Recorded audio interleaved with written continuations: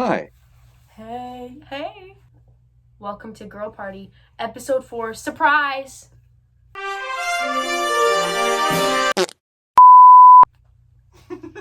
The big H. The big H. So Gracie came and took a visit to see me in the big H because she got off work.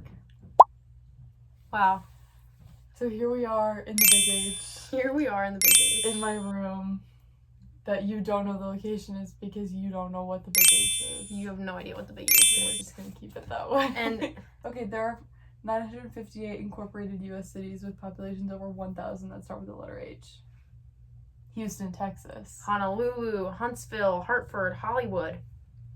You have no idea which one of those 5 we're in. Literally get pranked. Anyway, so since it's the summer and we have about a little over a month until we go back to school, we decided that we were gonna do some predictions for next year with you guys today. Yeah, and I have them all right here. That's why I'm on my phone.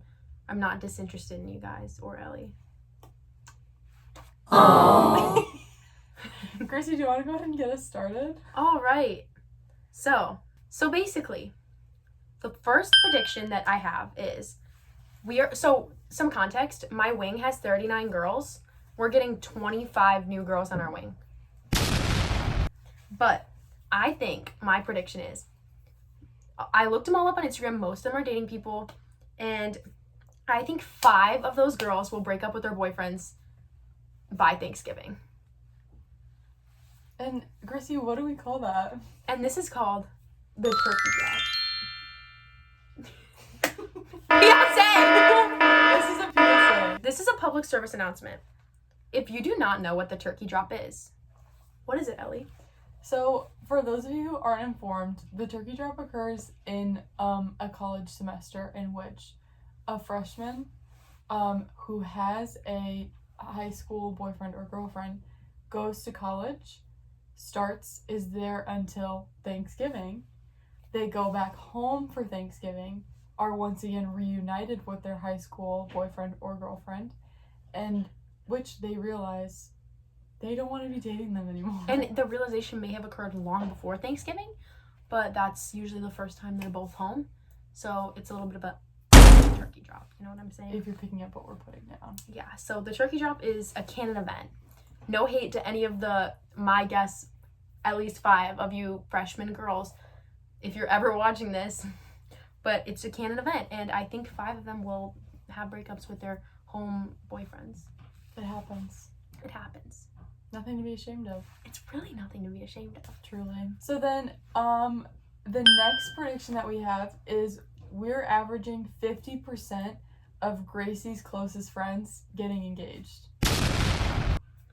I think that, well, of the 5 girls that I'm thinking of, maybe 3 of them will get engaged. Though I think it will be either spring or next summer. So I don't know if that can be considered like this school year, but before the next school year, they will be engaged. Is my prediction. Yep. Next prediction. I think Kari Newland is gonna be married by the end of the school year with a baby on the Kari, I hope that you're ready for that because we definitely are. I'm definitely ready for that. Ellie's ready for that. We can't wait to be aunts to your boy or girl. Yeah, Kari feels like a bit of a boy mom. Yeah, I would agree. But yeah, Kari, you're getting married. You're having a baby on the way by the end of this school year. Hope you're ready. Okay, next one. Gracie and I believe that throughout the entire school year, this is a good one, you guys. We hope to average 3 first dates. Like each? I'd say so. Hopefully. Well, I've averaged collectively. Well, I mean, in my first 2 years of school, I've been on 1 date. So if I get 3 this year, that will be up 300%. Wow. In my 3 years of school, I've also only been on 1. So and like it doesn't count like 3 dates with like different. It's like 3 dates with different people is my guess. Unless the first date we go on is just a slam dunk, a home run, a touchdown, which you just never really know. You can never tell. But that's our prediction, and it's definitely a hopeful prediction. I'd say so. Like, optimistic. Like, yeah, considering our statistics from the first 2 years of college, 3 first dates each feels optimistic. Yeah. But who knows? Who knows? You know, it's not really in our hands. The man upstairs knows. Our dear God knows. Shout out the man upstairs. Oh yes, our next prediction. It's a good one. Well, a bad good one. Hi. A brief interruption from the parents. We can continue. The next one is that me and Ellie predict that there will be another insane Wi-Fi outage this school year. This past year in the spring, we had an outage that took down classes. It took down institutions. It took down the entire university. I think that we'll have another one of those. It lasted what, like 2 days? I think so. It was like 2 days and then into the weekend. Yeah.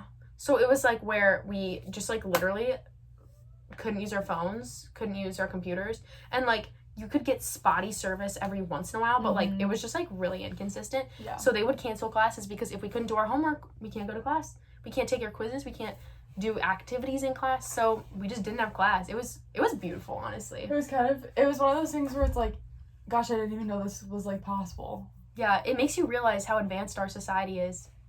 But also everything is online. But also not so advanced that we can't handle a Wi-Fi outage. And then in an instant, boom, no class. Next prediction we have is we think that one of the big storms that always seems to be possibly going to occur and the date in which everyone needs to drive back to campus from their breaks will actually happen. Maybe one of these days after getting a major storm prediction, alerts all over our phones. Insane. Maybe we'll actually get the snow or rain that we're promised. You know? I hope we don't.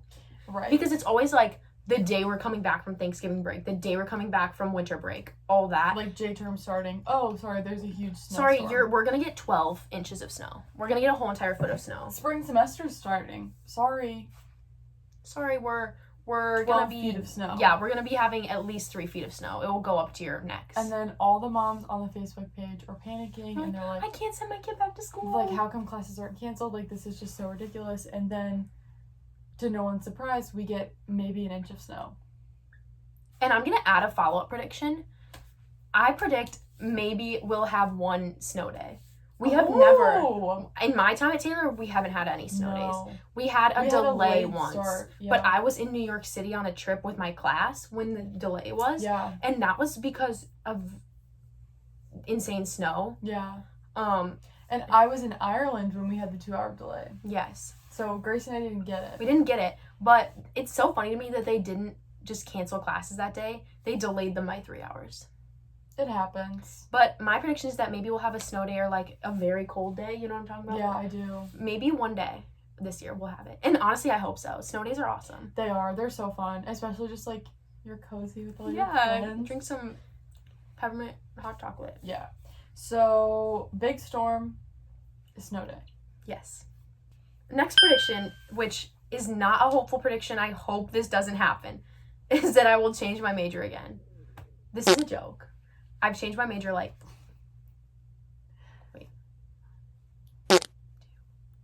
I've only changed it like three times, I think. So I've been Spanish, I've been education, I've been social studies education, I've been psychology, and now I'm marketing. Okay, so that's 4, I think. Yeah. But marketing is here to stay because if not, I won't graduate on time. Next prediction we have is that